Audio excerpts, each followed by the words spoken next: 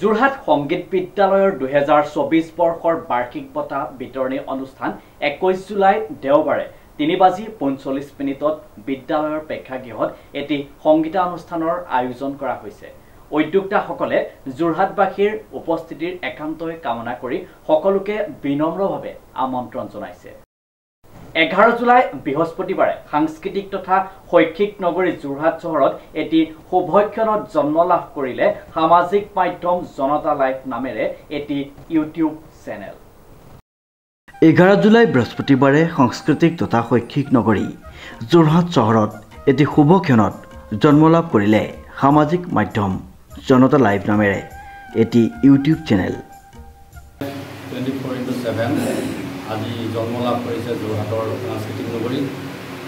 আমি সৰ্বপ্ৰথমে সাংস্কৃতিক নগৰীত জনতা লাইভ 24/7ক আমি আদৰণি জনাইছোঁ আৰু জনতা লাইভ 24/7এ অসমৰ লগতে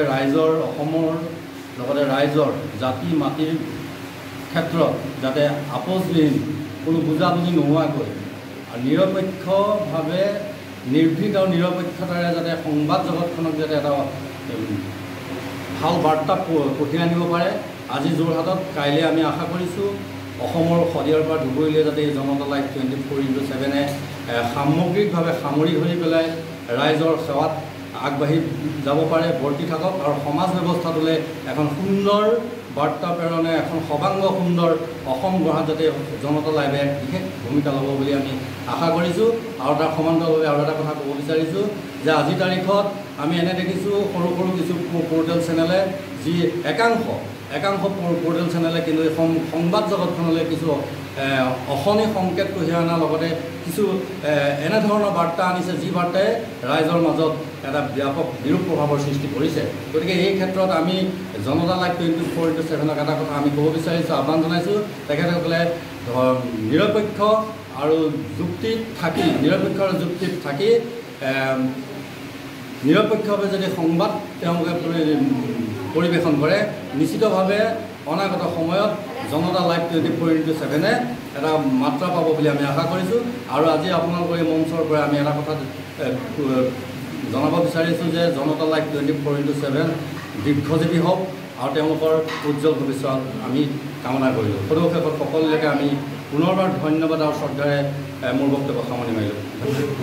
জয়জয়তে আজি শুভক্ষণত উপস্থিত শ্ৰদ্ধাৰ প্ৰতিষ্ঠান মই জ্ঞাপন কৰিছোঁ।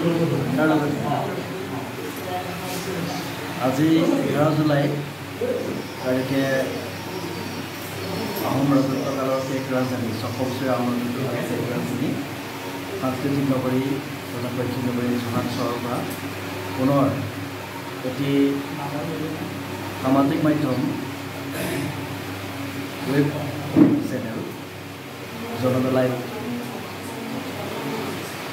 জন্মগ্ৰহণ কৰিছে আৰু এই চেনেলটিৰ স্বত্বাধিকাৰ জয়ন্ত শাস্ত্ৰী ডাঙৰীয়াক আমি শুভক্ষণত শুভেচ্ছা জ্ঞাপন কৰিছোঁ আৰু চেনেলটোৰ মই উত্তৰোত্তৰ কামনা কৰিছোঁ।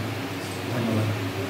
উল্লেখযোগ্য যে এগৰাকী সংস্কৃতিবান সমাজকৰ্মী যুৱক জয়ন্ত দাস শাস্ত্ৰীৰ উদ্যোগত জন্ম লাভ কৰা অনুষ্ঠানটি এটি ধৰ্মীয় অনুষ্ঠানেৰে বন্তি প্ৰজ্বলন আৰু কেক কাটি শুভ উদ্বোধন কৰে বিশিষ্ট সমাজকৰ্মী সাহিত্যিক উপধ্যক্ষা উত্তৰ অসম প্ৰান্ত বিশ্ব হিন্দু পৰিষদ আৰু ৰাষ্ট্ৰ সেৱিকা সমিতিৰ যোৰহাট বিভাগৰ সম্পৰ্ক প্ৰমুখ ৰাজলক্ষ্মী শৰ্মা গোস্বামী, অসম জাতীয়তাবাদী যুৱ ছাত্ৰ পৰিষদৰ যোৰহাট জিলা সম্পাদক বাবু দত্ত আৰু অসম বাৰ্তাজীৱী সংঘ তথা যোৰহাট জিলা ই মিডিয়াৰ উপসভাপতি উৎপল দাসে। আজি ইয়াত উপস্থিত হোৱা প্ৰত্যেকজন ব্যক্তি এটা শুভচিন্তা লৈ আহিছে। সকলো শুভচিন্তক আৰু আমাৰ জয়ন্ত শাস্ত্ৰী যিবিলাক নতুন চিন্তাৰ সহযোগী সকলোলৈকে মই স্বাগতম আৰু নমস্কাৰ জনাইছোঁ। কিবা এটা নতুন সৃষ্টিৰ সময়ত আগত মানুহৰ বহুত কষ্ট থাকে, শ্ৰম থাকে, চিন্তা থাকে, পৰিকল্পনা থাকে, তাৰ বিনিময়ত কিবা এটা নতুনৰ সৃষ্টি হয়। জয়ন্ত দাস শাস্ত্ৰী এইটো নতুন পৰিকল্পনাৰ যিটো তেওঁৰ সপোন কল্পনা তাৰ আঁৰতে তেখেতৰ বহুত কষ্ট আছে, পৰিশ্ৰম আছে, চিন্তাৰ বিকাশ হৈ আজি এই নতুন জনতা লাইভ নামৰ এই যিটো আৰম্ভ কৰিছে, আজি আৰম্ভ হৈছে, শুভ আৰম্ভ হৈছে। আৰু এই শুভ অনুষ্ঠানটো মোক এগৰাকী ব্যক্তি হিচাপে উপস্থিত থাকিবলৈ তেখেতে যিটো আদৰ নিমন্ত্ৰণ দিলে, তাৰ বাবে মই তেখেতৰ ওচৰত ধন্যবাদ জনাইছোঁ। আৰু তেখেতৰ যিটো কল্পনা বা যি চিন্তাৰ ফচল, যি চিন্তাৰ সন্তান আজি জন্ম হ'ব, সেই সন্তান যেন খুব সুন্দৰ, সবল, সুস্থ পৃথিৱীত স্থায়ীভাৱে তেখেতে প্ৰতিষ্ঠা লাভ কৰে, তাৰে মই বাবে ভগৱানৰ ওচৰত আশীৰ্বাদ বিচাৰি প্ৰাৰ্থনা কৰিছোঁ যেন এই নতুন অনুষ্ঠানটো সমাজত এটা প্ৰতিষ্ঠিত অনুষ্ঠান হৈ স্থায়ীভাৱে প্ৰতিষ্ঠা লাভ কৰে, তাৰ বাবে মই আজি শুভেচ্ছা জনাইছোঁ। ইয়াকে কৈ মই সকলোলৈকে পুনৰ ধন্যবাদ। সাংস্কৃতিক নগৰী যোৰহাটৰ মাজমজিয়া জনতা লাইভ 24/7 নামেৰে যি নতুন চেনেল এটা আমি জন্মলাভ কৰিছে, সেই চেনেলটি আমি নিষ্ঠা, সততা আৰু অসীম সাহসেৰে জনতাৰ বাবে কাম কৰি যাওক, এয়া আমি আশীষ জনাইছোঁ।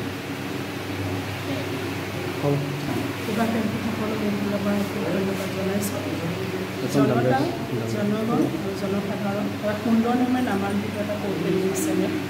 আমি নিৰ্ভীক, নিৰপেক্ষ, সত্য আৰু শুদ্ধ বাতৰি প্ৰচাৰ কৰিবলৈ আমি চেষ্টা কৰিম। আপোনালোকৰ সদায় সকলোৱে সহায় সহযোগ আমাক দি যাব। শেষত সকলোলৈ জনতা লাইভৰ পৰা শুভকামনা জনালোঁ। ভাতৃপ্ৰতিম উদ্যোগী যুৱক আমাৰ জয়ন্ত দাস শাস্ত্ৰীৰ প্ৰচেষ্টাত আজি আমাৰ যোৰহাটৰ পৰা এটা নতুনকৈ পৰ্টেল চেনেল জনতা লাইভ 24/7 আৰম্ভ কৰা হৈছে। গতিকে জনতা লাইভৰ সমূহ পৰিয়ালক মই এই শুভাৰম্ভৰ প্ৰাংগণত শুভেচ্ছা জনাইছোঁ। তেওঁলোকে আমাৰ এই সংবাদ জগতৰ যিটো আজিৰ দিনত অৱক্ষয়, আমি যি ছ'চিয়েল মিডিয়াত আমি দেখি আছোঁ, বিভিন্নজন লোকে বিভিন্ন সময়ত সমালোচনা কৰি আহিছে সংবাদ মাধ্যমৰ আজিৰ যি অৱস্থিতি সেইটোক লৈ। গতিকে আমি বিচাৰোঁ জনতা লাইভ 24/7 এই ক্ষেত্ৰত ব্যতিক্ৰম হওক, তেওঁলোক জনতাৰ কণ্ঠ হওক, তাৰে আশা ৰাখি তেওঁলোকলৈ পুনৰ শুভেচ্ছা জনাইছোঁ।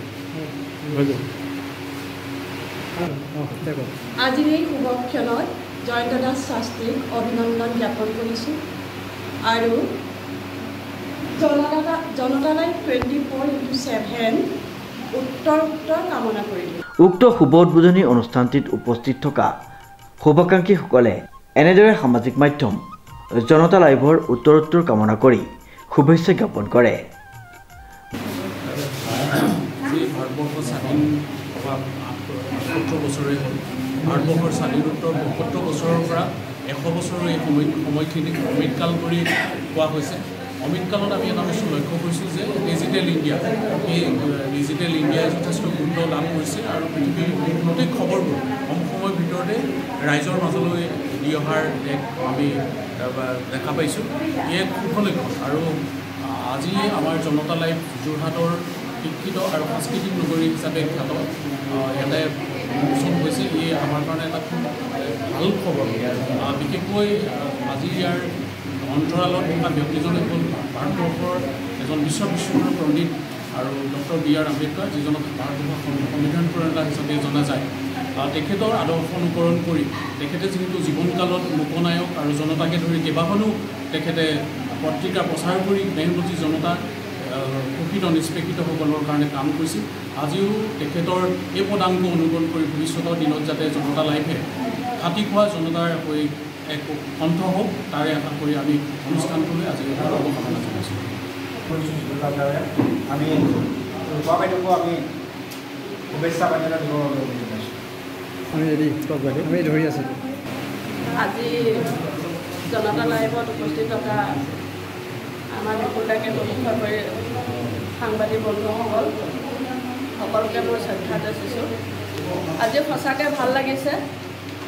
তেখেতে বহুত কষ্টৰে 2014 চনৰ পৰা মোৰ লগতে আছিলে, প্ৰায় মোৰ লগতে অফিচে আমি ঘূৰি ফুৰিছিলোঁ। মই উন্নয়ন বৰ্ডৰ চেয়াৰমেন আছিলোঁ। তেতিয়া তেওঁ মই বহুত অকণমান সাৰ দিছিলোঁ, কিবাকিবি দি মেলি।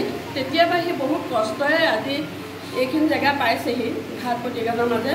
বহুত ভাল পাইছোঁ তেওঁলৈ মোৰ শ্ৰদ্ধা যাচিছোঁ তেওঁৰ আগন্তুক দিনত আৰু আগবাঢ়ি যাওক সেইটোৱে কামনা কৰিছোঁ ভগৱানৰ চৰণত আৰু সকলোলৈকে মোৰ শ্ৰদ্ধা যাচি মোৰ ইমানতে সামৰণি মাৰিছোঁ সাংস্কৃতিক নগৰী যোৰহাট নগৰৰ মাজমজিয়াত জনতা লাইফ 24/7 ইনটু নামেৰে আজিৰ পৰা নতুনকৈ এটা পৰ্টেল চেনেলে শুভাৰম্ভ কৰিছে তাৰ প্ৰাক মুহূৰ্তত জনতা লাইফ 24/7ৰ স্বত্বাধিকাৰী জয়ন্ত দাস শাস্ত্ৰীক শুভেচ্ছা জ্ঞাপন কৰিছোঁ আৰু আশা কৰিছোঁ এই পৰ্টেল চেনেলটোৱে আগন্তুক দিনত যোৰহাট জিলাৰ লগতে সমগ্ৰ অসমৰ ৰাজনৈতিক সাংস্কৃতিক সামাজিকভাৱে যিখিনি দুৰ্নীতি অন্যায় চলি আছে সকলো দিশতে সত্যনিষ্ঠ বাতৰি পৰিৱেশন কৰি চৰকাৰৰ দৃষ্টি আকৰ্ষণ কৰাৰ লগতে যাতে সাধাৰণ জনতাৰ কণ্ঠ হওক তাকে কামনা কৰিছোঁ আৰু এই চেনেলটোৰ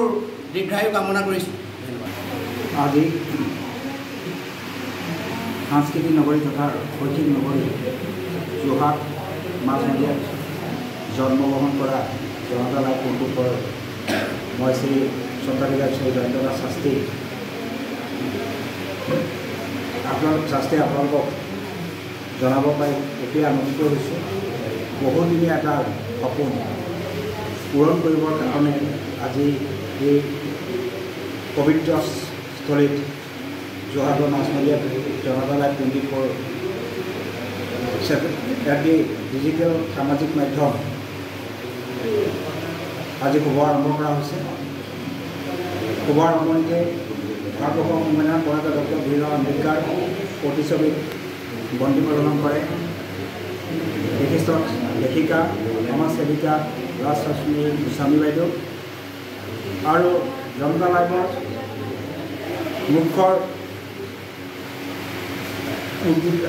মুখ্য উদ্বোধক হিচাপে নিউজ নাও স্বত্বাধিকাৰ শ্ৰীযুত উৎপল দাস ডাঙৰীয়াই আজি জনতা লাইফ চেনেলটো শুভ আৰম্ভ কৰে লগতে সদৌ অসম জাতীয়তাবাদী যুৱ ছাত্ৰ পৰিষদৰ সম্পাদক বাবুল বৰা ডাঙৰীয়াকে প্ৰমুখ কৰি সম্পাদক পল্লৱ দাস সমাজসেৱিকা ৰূপা দাস শিক্ষক সদৌ অসম জাতীয়তাবাদ যুৱ ছাত্ৰ পৰিষদৰ অসম জাতীয়তাবাদ যুৱ ছাত্ৰ পৰিষদৰ সম্পাদক বাবুল দত্ত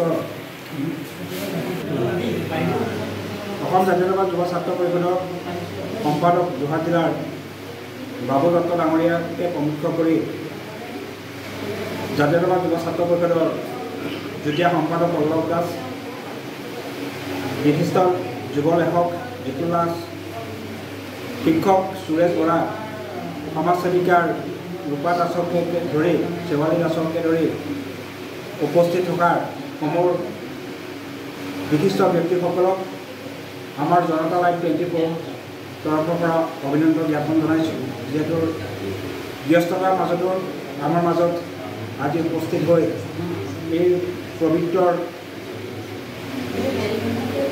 স্থানত জনতা লাইফৰ শুভ আৰম্ভণি যিকণ সময় আমাক দিলে আমি জনতা লাইফৰ তৰফৰ পৰা আমি শুভেচ্ছা জ্ঞাপন জনাইছোঁ আশা কৰোঁ যোৰহাট তথা অসমবাসী ৰাইজে আমাৰ জনতা লাইফ চেনেলটো সুন্দৰভাৱে আদৰি ল'ব বুলি আমি আশা কৰিছোঁ উক্ত অনুষ্ঠানটিত উপস্থিত থকা শুভাকাংক্ষীসকলে ৰাইজৰ স্বাৰ্থত থাকি নিৰ্ভীক নিৰপেক্ষ বাতৰি পৰিৱেশন কৰি অসমবাসী ৰাইজৰ মাজত জনপ্ৰিয়তা লাভ কৰাৰ আশা প্ৰকাশ কৰে সামাজিক মাধ্যমটিয়ে শ্ৰীমন্ত মাধৱ বৰুৱাৰ ৰিপৰ্ট নিউজ নাও।